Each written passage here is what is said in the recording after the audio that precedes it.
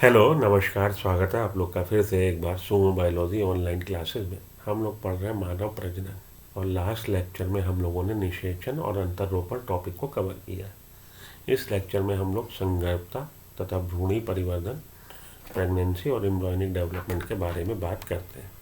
ठीक है जी, चलिए। भ्रूण के अंतरोपण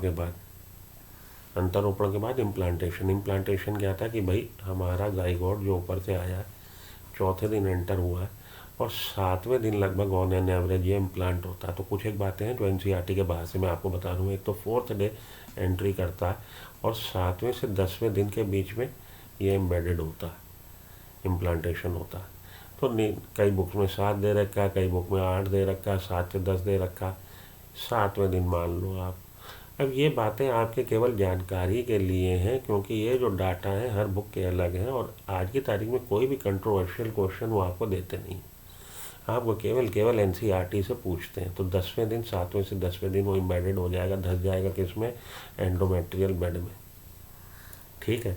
तो भ्रूण के अंतरोपण के पश्चात पोषकोरक क्या था कि भैया जो ब्लास्टोसिस्ट बना था हमारा, blastocoel stage I, blastocyst stage, जिसमें बाहर की ये लेयर जो है ट्रोफोब्लास्ट पोषकोरक है और अंदर ये आपका इनर सेल मास अंतर कोशिका समूह था। अंतर कोशिका समूह जो कि आगे चल के भ्रूण बनाएगा, और ट्रोफोब्लास्ट एमनियन कोरियन बनाने में रोल होगा और प्लासेंटा बनाने में रोल होगा। एमनियन कोरियन क्या है, एक्स्ट्रा एम्ब्रियोनिक मेम्ब्रेन है ट्रोफोब्लास्ट। तो ट्रोफोब्लास्ट ये यहाँ पे इसका जिक्र आया है। देखिए, भ्रूण के अंतरोपण के पश्चात पोषकोरक में उंगली जैसी संरचनाएं, इस पे अब उंगली जैसी संरचनाएं उभरती हैं, जिसे जरायु अंकुरक बोलते हैं, कोरियोनिक विलाई बोलते हैं। इसको आप इस टर्म को याद रखो, ये टर्म थोड़ा सा टिपिकल है, याद रख लो। जरायु अंकुरक बोलते हैं, उंगली नुमा बाहर निकल आए, कोरियोनिक विलाई निकल आए। ये कोरियोनिक विलाई जरायु अंकुरक, कोरियोनिक विलाई जरायु अंकुरक, गर्भाशय ऊतक, गर्भाशय के ऊतक, ये हमारा एंडोमेट्रियम, गर्भाशय ऊतक और मात्र रक्त से आच्छादित होते हैं। ये जरायु अंकुरक, कोरियोनिक विलाई हमारे यूटेरस के यूटेराइन टिश्यू और मात्र रक्त से यूटेराइन टिश्यू, यूटेरस के टिश्यू और मात्र रक्त से, मदर के रक्त से आच्छादित का मतलब घिर जाते हैं, उससे कवर हो जाते हैं। जरायु अंकुरक क्या, हमारा कोरियोनिक विलाई और गर्भाशयी ऊतक एक दूसरे के साथ अंगुली युक्त हो जाते हैं। तो जैसे उंगली आपकी ऐसे मिल गई, ऐसे ही इसके उंगली नुमा उभार और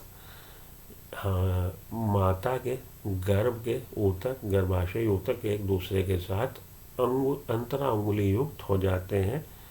अंतरा उंगली इंटरडिजिटेट, अंतरा उंगली युक्त हो जाते हैं, उंगलियों की तरह आपस में मिल जाते हैं और संयुक्त रूप से परिवर्तनशील भ्रूण और मातृ शरीर के साथ एक संरचनात्मक व क्रियात्मक इकाई को गठित करते हैं, जिसे अपरा प्लासेंटा कहते हैं।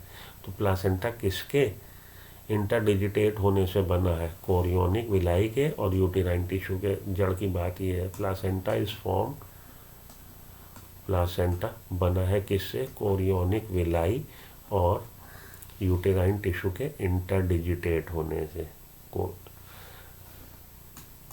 जरायुज अंकुरक और गर्भाशयी ऊतक के एक दूसरे के साथ अंतरा उंगली युक्त हो जाते हैं तथा संयुक्त रूप से परिवर्तनशील भ्रूण, परिवर्तनशील डेवलपिंग एम्ब्रायो और मातृ शरीर के बीच में इंटरडिजिटेट होके क्या, मिले जुले, संयुक्त, उन दोनों के मिले जुले प्रयास से संयुक्त रूप से भ्रूण, एम्ब्रायो, डेवलपिंग एम्ब्रायो और मातृ शरीर, मदर की बॉडी के बीच में एक क्रियात्मक इकाई, संरचनात्मक इकाई, उन दोनों के बीच की एक इकाई जिसे कि अपरा प्लासेंटा कहते हैं, का निर्माण करता है। तो प्लासेंटा का निर्माण किसने किया अगर आपसे पूछा जाए, तो उसमें फीटस का भ्रूण का भी टिश्यू का रोल है और मदर के टिश्यू का भी रोल है। मदर का टिश्यू क्या है? मदर का टिश्यू है यूटेराइन टिश्यू, यूटेरस का टिश्यू, जैसे कि बोलते हैं डेसिडुआ बैसिलस, डेसिडुआ बैसिलस। और ट्रोफोब्लास्ट, फीटस का क्या है? ट्रोफोब्लास्ट। तो ट्रोफोब्लास्ट और डेसिडुआ बैसिलस मिलके, डेसिडुआ बैसिलस मिलके बना रहे हैं क्या? प्लासेंटा। तो दोनों के टिश्यूओं का रोल है, फीटस का भी रोल है और मदर के टिश्यू का भी रोल है प्लासेंटा फॉर्मेशन में। ये बात बस इतना ध्यान रखिए, काम आपका चलेगा। आपसे यही पूछा जाता है कि प्लासेंटा फॉर्मेशन किसकी वजह से हुआ? इंटरडिजिटेशन की वजह से हुआ। किसके बीच में? कोरियोनिक विलाई और यूटेराइन टिश्यू के बीच में। ये लाइन आप इतनी सी याद रख लो, काम आपका चलेगा और ज़्यादा हाई फाई बात आपसे नहीं पूछी जाएगी। प्लासेंटा है क्या?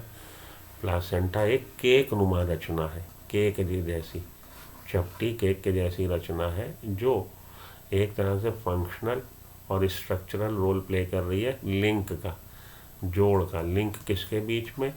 डेवलपिंग एम्ब्रायो और मदर के बीच में। मदर और डेवलपिंग एम्ब्रायो के बीच में एक कड़ी जोड़ का काम क्या कर रहा है? प्लासेंटा।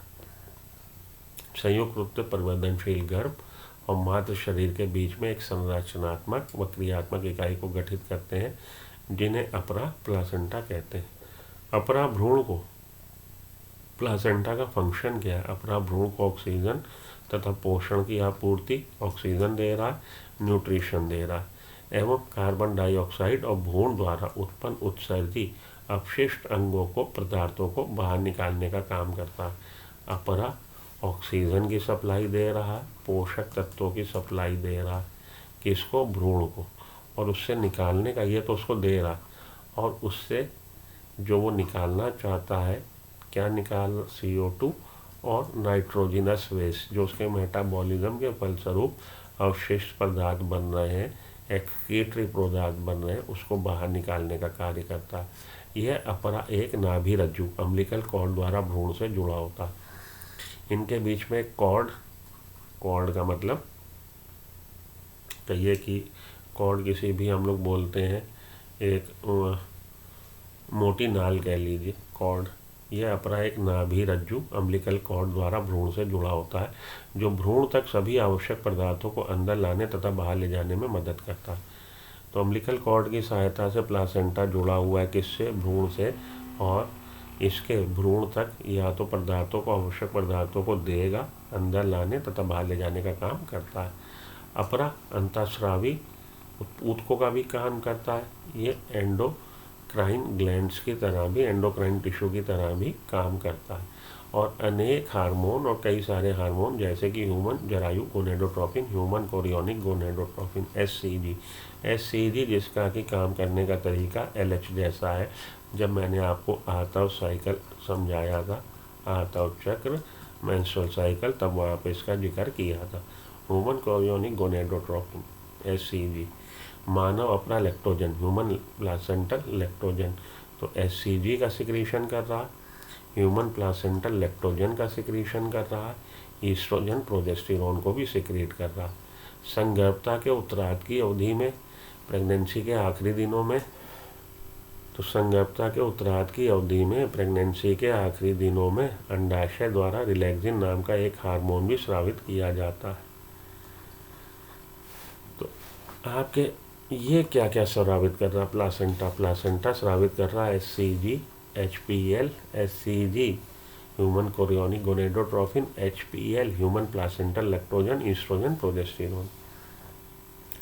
प्रेगनेंसी के आखिरी दिनों में अंडाशय द्वारा रिलैक्सिन नाम के एक हार्मोन भी स्रावित किया जाता है। ओवेरीज रिलैक्सिन भी स्रावित करती हैं at the end of pregnancy.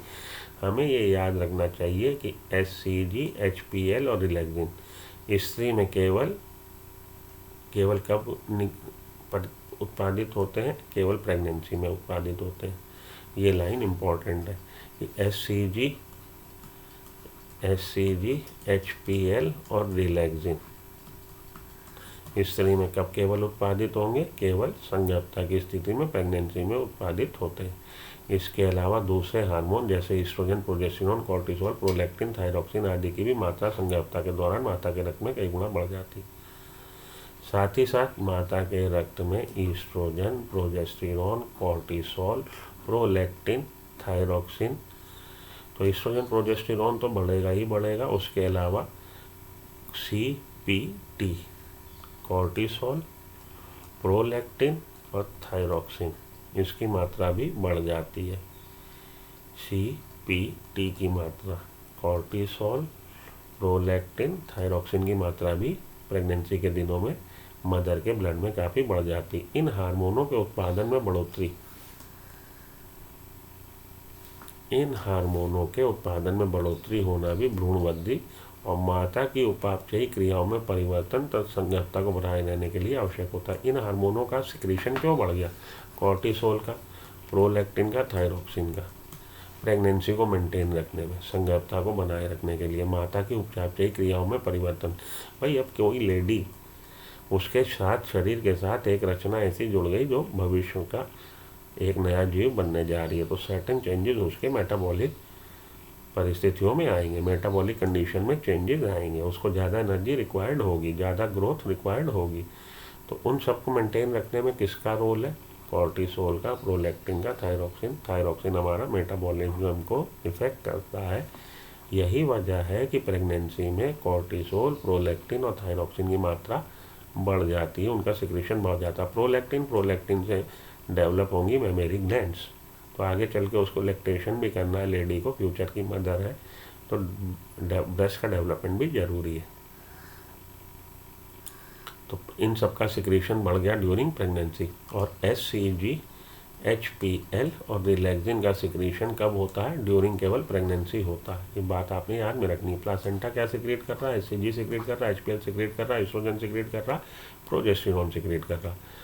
अंतर रोपण के तुरंत बाद अंतर कोशिका समूह, इनर सेल मास, भ्रूण बनाता है और इसके भ्रूण जो है बाह्य त्वचा नामक एक बाहरी स्तर और अंतस त्वचा नामक एक भीतरी स्तर में विभेदित हो जाता है। इनर सेल मास अब विभेदित हो गया। अभी तक तो एक गुच्छा था या एक समूह था कोशिकाओं का, अब वो समूह 2 लेयर में व्यवस्थित हो गया, बाह्य त्वचा एक्टोडर्म और अंतर त्वचा एंडोडर्म। इस बाह्य त्वचा एंतो त्वचा के बीच ही जल्द ही मध्यजन स्तर मीजोडर्म प्रकट होता है। तो हम लोग ट्रिप्लोब्लास्टिक ऑर्गेनिज्म है। ट्रिप्लोब्लास्टिक ऑर्गेनिज्म कहाँ से चालू हुए?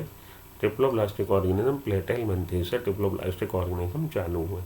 ट्रिप्लोब्लास्टिक ऑर्गेनिज्म कौन है? वो ऑर्गेनिज्म, वो प्राणी जिनके भ्रूण काल में 3 जर्म लेयर बनती हैं।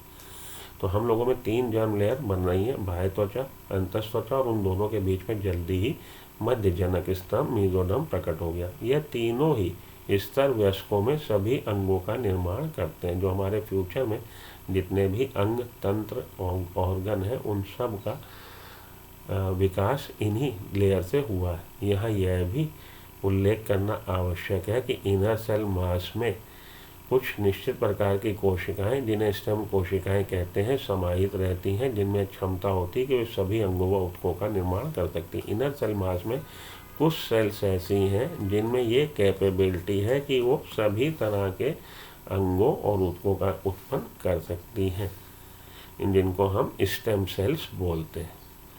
संगर्भता के विभिन्न महीनों में भ्रूण परिवर्तन के प्रमुख लक्षण क्या है? ठीक है जी।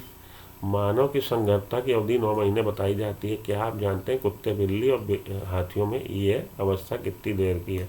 तो नोट कर लीजिए कुत्ते, बिल्ली और हाथी की। तो human pregnancy last about 9 month की है, ±7 डेज। 287 दिन भी कहीं कहीं दे रखी है, कहीं कहीं अपनी बुक में उसने NCERT में 9 महीने दे रखी है, किसी किसी बुक में 9 मंथ्स ±7 डे दे रखी है। चलिए, do you know pregnancy last in dog, cat में 60 to 67 डेज है। नोट कर लो यहाँ से बच्चा, कैट में 60 to 67 डेज है, डॉग में 63 to 70 डेज है। डॉग में 3 दिन इधर बढ़े तो 3 दिन इधर भी बढ़े। 60 से 67 दिन है बिल्ली में, कुत्ते में 63 से 70 दिन है, एलिफेंट में 22 महीने। लगभग 2 साल, लॉन्गेस्ट फॉर एनी मैमल। ये जेस्टेशन पीरियड, भ्रूण अवस्था 22 महीने, हाथी बच्चा पैदा होने में 22 महीने ले लेता, 2 साल लगभग, लॉन्गेस्ट फॉर एनी मैमल। ठीक, चलिए उधर ही चलें। तो ये आपने देख लिया, क्या देखा जी, कुत्ते, हाथियों और बिल्ली में। हाथियों में 22 महीने, कुत्ते में 63 से 70 दिन, बिल्ली में 60 से 67 दिन। मानव में 1 महीने की संगतता के दौरान भ्रूण का निर्माण होता है। तो विभिन्न महीनों में भ्रूण परिवर्धन के लक्षण, अब आप इसको देखें। आप पहले महीने में मानव में क्या बन गया, हार्ट बन गया, सबसे पहले हार्ट। दूसरे महीने में पाद बन जाते हैं, उंगलियां बन जाती हैं। तो पहले महीने के अंत तक मानव में भ्रूण में हृदय का निर्माण हो गया। एक बढ़ते हुए भ्रूण का पहला संकेत स्टेथोस्कोप से उदय हृदय की धड़कनों को सुना जा सकता है। 1 महीने बाद आप उसके हार्ट बीट को सुन सकते हैं। संगतता के दूसरे माह के अंत तक भ्रूण के पाद उंगलियां, दूसरे माह के अंत तक पाद उंगलियां बन गई। 12वें सप्ताह में, तो महीना बोलिए या सप्ताह, 12वां सप्ताह मतलब तीसरा महीना। भाई 4 सप्ताह का महीना है, तो 12 सप्ताह मतलब तीसरा महीना, पहली तिमाही के अंत तक सभी प्रमुख अंगतंत्र बन गए। सभी प्रमुख अंगतंत्र बन जाते हैं। महीना लिखा है मैंने, ये पहले महीने के अंत तक हार्ट, उसके बाद आप स्टेथोस्कोप से हार्ट बीट सुन सकते हो। दूसरे महीने के अंत तक पाद उंगलियां, तीसरे महीने के अंत तक सभी प्रमुख अंगतंत्र बन जाते हैं। उदाहरण के लिए बाह्य जनन अंग अच्छी तरह से विकसित हो, सभी तरह के बन गए तो बाह्य जनन अंग भी बन जाएंगे। गर्भावस्था के 5वें, चौथे को इसने बाईपास किया, 5वें पे आइए। 5वें के दौरान गर्भ की पहली गतिशीलता महसूस कर सकते हैं, मतलब movement of embryo in the वूम। आप मूवमेंट ऑफ एम्ब्रायो 5वें महीने के अंत तक गर्भ की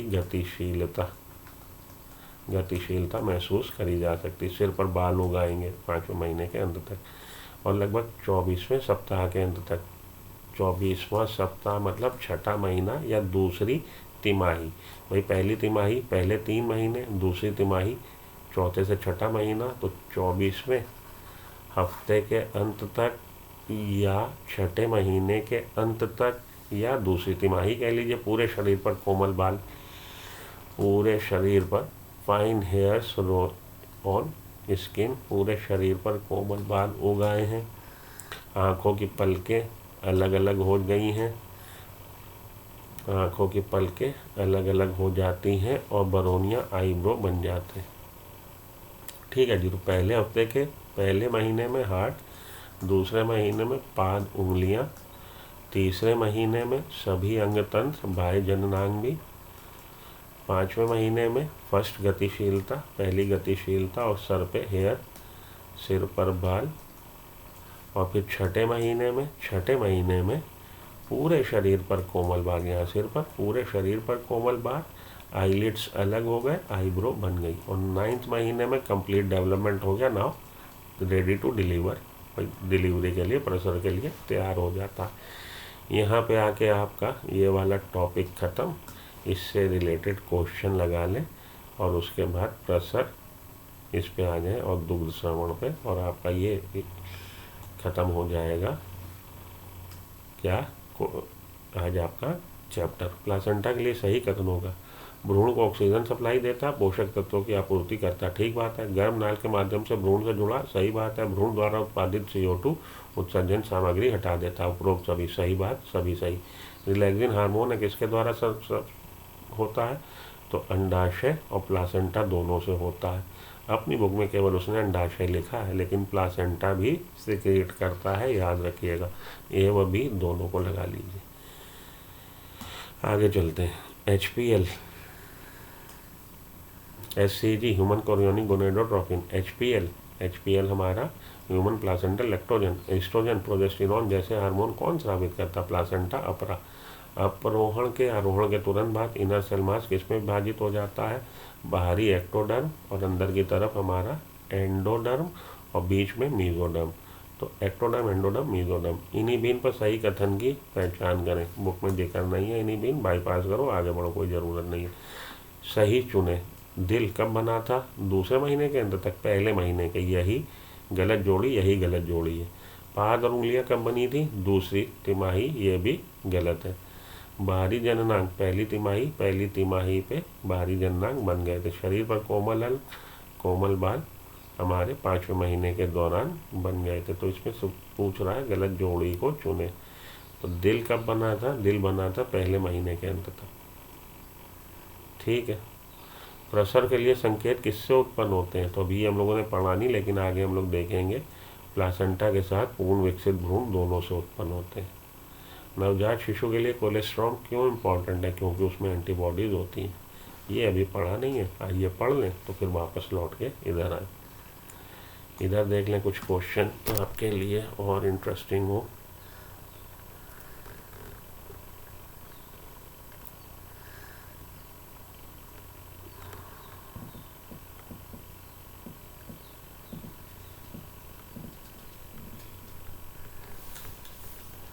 By the end of 12th week, most of the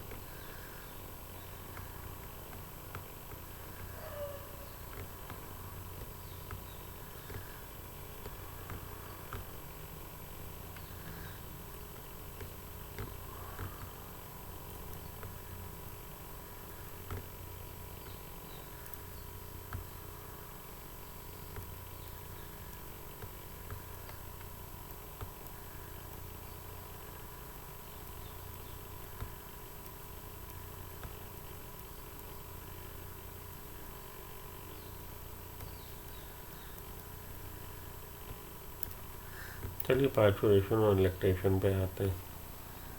ठीक है, हटाइए। प्रसरण एवं दुग्ध श्रणों पे आइए। ये आखिरी टॉपिक आपका, इसके बाद खत्म। मानव में संगर्भता की औसत अवधि लगभग 9.5 माह होती है, जिसे गर्भावधि कहते हैं। तो अब इन्होंने नया वाला एडिशन में 9.5 माह कर दिए। पहले वाला एडिशन में अलग ये लोग बताते थे, 9 महीने लिखते थे। अब इन्होंने 9.5 माह कर दिए, जिसे गर्भावधि कहते हैं। 9.5 महीने, 9.5 महीने का मतलब मैंने आपको दिया 9 ± 7, इनके हिसाब से 9 ± 15 डेज, जिसे गर्भावधि कहते हैं। संगर्भता के अंत में गर्भाशय के जोरदार संकुचनों के कारण गर्भ बाहर निकल आता है। गर्भाशय यूटिरस के फोर्सफुल कॉन्ट्रैक्शन के कारण एक्सपल्शन ऑफ फीटस हो जाएगा, गर्भ बाहर निकल आएगा। गर्भ के बाहर निकलने की इस क्रिया को शिशु जन्म या पार्चुरेशन कहा जाता है। तो इसको हम लोग कहेंगे शिशु का जन्म या पार्चुरेशन। प्रसव एक जटिल तंत्र अंतःस्रावी, तो ये एक कॉम्प्लेक्स न्यूरो एंडोक्राइन क्रियाविधि है। ये लाइन इंपॉर्टेंट है। प्रसव कैसी है? न्यूरो एंडोक्राइन, नर्वस सिस्टम का भी रोल है और एंडोक्राइन सिस्टम का भी रोल है। कहने का मतलब ये है, ये वाली लाइन को आप ध्यान से देखो। प्रसव एक जटिल न्यूरो एंडोक्राइन क्रियाविधि है। तंत्रिका तंत्र का भी रोल है और अंतःस्रावी तंत्र का भी रोल है। क्रियाविधि द्वारा प्रेरित होता है। प्रसव के लिए संकेत पूर्ण विकसित गर्भ व अपरा से उत्पन्न होते हैं। तो प्रसव के लिए संकेत फुल्ली डेवलप्ड एम्ब्रायो और अपरा प्लासेंटा दोनों से उत्पन्न होते हैं, जो हल्के होते हैं, माइल्ड, और ये हल्के माइल्ड बिल्कुल हल्के गर्भाशय संकुचन को प्रेरित करते हैं, जिन्हें गर्भ उत्क्षेपण प्रतिवर्त कहते हैं। हल्के गर्भाशय कॉन्ट्रैक्शन को इन्होंने स्टिमुलेट किया, प्रेरित किया, जिसे हम फीटल इजेक्शन रिफ्लेक्स बोलते हैं। तो सबसे पहले तो आपसे पूछा जाता है कि प्रसव के लिए संकेत किसने जनरेट किए? अपना ने और फुल्ली डेवलप फीटस ने, पूर्ण विकसित इम्ब्रायो ने। उससे क्या हुआ? उससे माइल्ड कॉन्ट्रैक्शन होने लगे। किस में? एंडोमेट्रियम में, मायोमेट्रियम में, यूटिरस की वॉल में, जिसको हम फीटल इंजेक्शन रिफ्लेक्स बोलते हैं। गर्भ उत्क्षेपण प्रतिवर्त, फीटल इंजेक्शन रिफ्लेक्स, गर्भ उत्क्षेपण प्रतिवर्त। यह फीटल इंजेक्शन रिफ्लेक्स क्या करेगा? मात्र पीयूष ग्रंथि से ऑक्सीटोसिन निकालने की प्रक्रिया को सक्रिय करता है। तो मदर की पिट्यूटरी ग्लैंड से ऑक्सीटोसिन के रिलीज को स्टिमुलेट करेगा, सक्रिय करेगा। ऑक्सीटोसिन और ADH ये दो हार्मोन हैं जो रिलीज होते हैं पोस्टीरियर ग्लैंड से, मात्र की पोस्टीरियर लोब से, पिट्यूटरी के पीयूष ग्रंथि के पश्च लोब से अग्र लोब से नहीं, पश्च लोब से ये रिलीज होते हैं। ऑक्सीटोसिन गर्भाशय पेशी पर काम करता है। ऑक्सीटोसिन जो रिलीज हुआ क्या करेगा, गर्भाशय की पेशी के संकुचन को बढ़ाता है, उस पर काम करेगा। इसके कारण जोर जोर से, हल्का हो रहा था अब जोर जोर से संकुचन होने लगा, विग्रस कॉन्ट्रैक्शन होने लगे, फोर्सफुल। गर्भाशय संकुचन ऑक्सीटोसिन के अधिक श्रवण को उत्तेजित करता है। तो ऑक्सीटोसिन की वजह से गर्भाशय जोर जोर से संकुचन करने लगा और गर्भाशय का फोर्सफुल संकुचन ऑक्सीटोसिन के रिलीज को उत्प्रेरित कर रहा। तो ये ऑक्सीटोसिन फोर्सफुल कॉन्ट्रैक्शन को, फोर्सफुल संकुचन को उत्प्रेरित कर रहा है और फोर्सफुल संकुचन ऑक्सीटोसिन के रिलीज को उत्प्रेरित कर रहा है। ऑक्सीटोसिन गर्भाशय की दीवार पे काम कर रहा है और गर्भाशय में जोरदार कॉन्ट्रैक्शन, संकुचन करवा रहा, और गर्भाशय का जोरदार कॉन्ट्रैक्शन इसके रिलीज को, तो ये इसको बढ़ावा दे रहा है, ये इसको, ये इसको, ये इसको। इस वजह से ये एक ऐसा साइकिल बनेगा, ये इस पे जोर लगा रहा, ये इस पे जोर लगा रहा, ये इस पे लगा रहा, ये इस पे लगा रहा। ऑक्सीटोसिन गर्भाशय पेशी पर काम करता है, इसके कारण जोर जोर से गर्भाशय संकुचन होने लगता है। गर्भाशय संकुचन ऑक्सीटोसिन के अधिक श्रवण को उत्प्रेरित करता, उत्तेजित करता है। गर्भाशय संकुचन तथा ऑक्सीटोसिन स्राव के बीच लगातार उद्दीपक परिवर्तन के कारण, स्टिमुलेशन रिफ्लेक्स के कारण यह संकुचन तीव्र से तीव्रतर होता चला जाता है। तो और जोर और जोर और जोर और जोर और जोर और जोर होता चला जाना। इससे शिशु माँ के गर्भाशय से जनन नाल, बर्थ कैनाल किसने बनाई थी, सर्वाइकल कैनाल और वजाइना ने, बर्थ कैनाल द्वारा बाहर आ जाता। शिशु बाहर आ गया, मुबारक हो, लड़का हुआ, यानी प्रसव संपन्न हो जाता। शिशु के जन्म के तुरंत बाद अपरा भी गर्भाशय से बाहर निकल जाता, प्लासेंटा भी बाहर आके। आप सोच सकते हो डॉक्टर प्रसव को प्रेरित करने के लिए इंजेक्शन देता है, किसका इंजेक्शन देगा, ऑक्सीटोसिन का दे सकता है, ठीक है। अगर लेबर पेन नहीं हो रही लेडी में तो ऑक्सीटोसिन का इंजेक्शन दिया जा सकता है। स्त्री की स्तन ग्रंथियों में संगर्भता के दौरान कई प्रकार के बदलाव आते हैं और संगर्भता के अंत तक इससे दूध उत्पन्न होने लगता है। इस प्रक्रिया को दुग्ध श्रवण लैक्टेशन कहते हैं। यह माँ को अपने नवजात शिशु की आहार पूर्ति करने में सहायता देता है। दुग्ध श्रवण के आरंभिक कुछ दिनों तक जो दूध निकलता है उसको हम लोग खीस या कोलेस्ट्रम कहते हैं।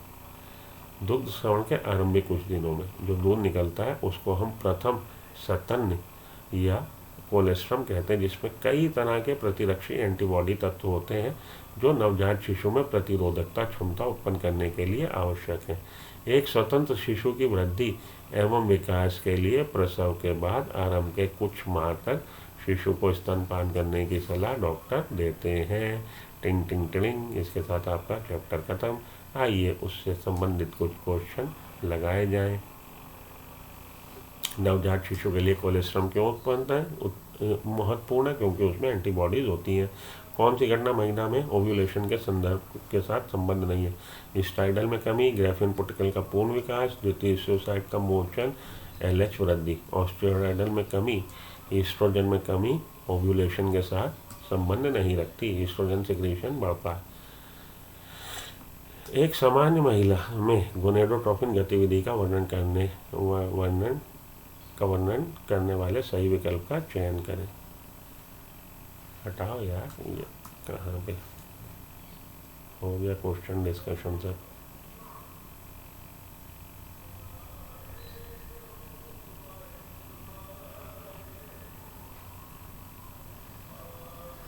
चलिए, हो गए हैं सब डिस्कशन और सारी बातें हो गई। यहाँ पे आके आपका चैप्टर खत्म। Which of the following hormones initiate the parturition? पूछ रहा है जी इनमें से कौन सा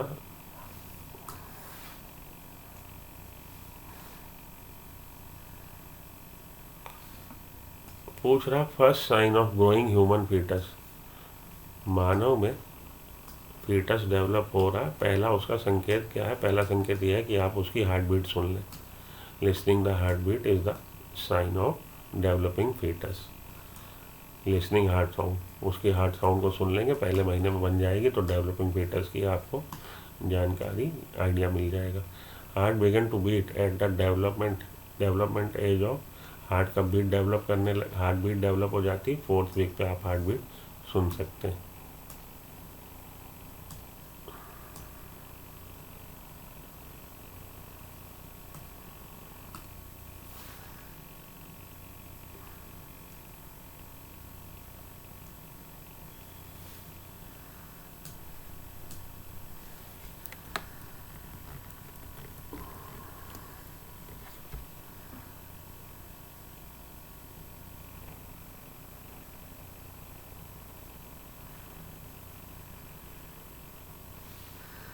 अच्छा, ये भी देख लो, मेमेलियन प्लासेंटा किससे ओरिजिनेट होता?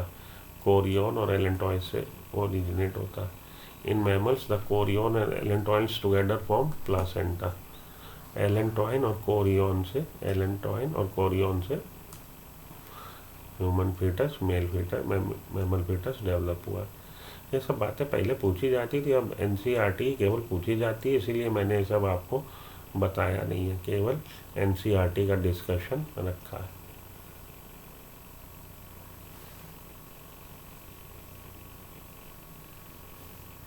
केवल और केवल एनसीईआरटी पढ़ लो, उसी से आपका काम बन जाएगा।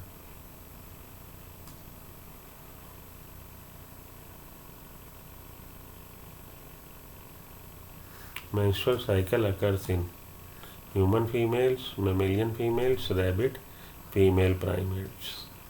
फीमेल प्राइमेट्स में आपके एप्स आएंगे, मंकीज आएंगे और ह्यूमंस आएंगे। तो फीमेल प्राइमेट्स इसका आंसर लगा लीजिए। क्वेश्चन तो बहुत सारे हैं, लेकिन वही बात है जो आपके मतलब अब नहीं पूछे जाते। अब आपको केवल एनसीईआरटी को फोकस करना है, ठीक है। उसी को मैंने आपको एनसीईआरटी बेस ही पूरा पढ़ाया, कुछ भी बाहर से मैंने नहीं पढ़ाया है। आप एनसीईआरटी पहले अच्छे से लगा लो, उसके बाद जब मौका लगा तो मैं इसकी अलग से सीरीज़ बना दूंगा, बूस्टर, रैंक बूस्टर करके, जिसमें अलग अलग कुछ बातें आपको बताने की रहेंगी। अगर आप लोग का मूड बनेगा उसमें, तब आप उसको आप देख लेना। अभी आप लोग के लिए इतना काफ़ी है। कॉर्पस लुटियम के बारे में जैसे यहाँ पे मैंने पूरी बना रखी है डिटेल कि कॉर्पस लुटियम का क्या काम है, उसका डिटेल डिस्क्रिप्शन, जबकि अपनी बुक में ऐसा उसने कुछ भी इसके बारे में ज़्यादा नहीं बताया। पढ़ने का ज़्यादा पढ़ने का वही भाई, कहाँ तक इसका अंत करें ला के, ज़रूरी नहीं। ठीक है, इतना ठीक है आप लोग के लिए, कंप्लीट हो गया है चैप्टर। इतने को पढ़ लीजिए और मिलते हैं ब्रेक के बाद नेक्स्ट क्लास में नए चैप्टर के साथ। रिप्रोडक्टिव हेल्थ में आपके 4 लेक्चर लगेंगे। उसके बाद आप लोग का मोस्ट फेवरेबल, जो आप लोग के लिए सबसे ज़्यादा इंटरेस्टिंग रहता है, प्रिंसिपल्स ऑफ इनहेरिटेंस या जेनेटिक्स की बात हम लोग चालू करते हैं। तो उससे पहले reproductive health, next with principles of inheritance. तो मिलता हूँ ब्रेक के बाद। Till then good luck, good bye, have a nice day, thank you.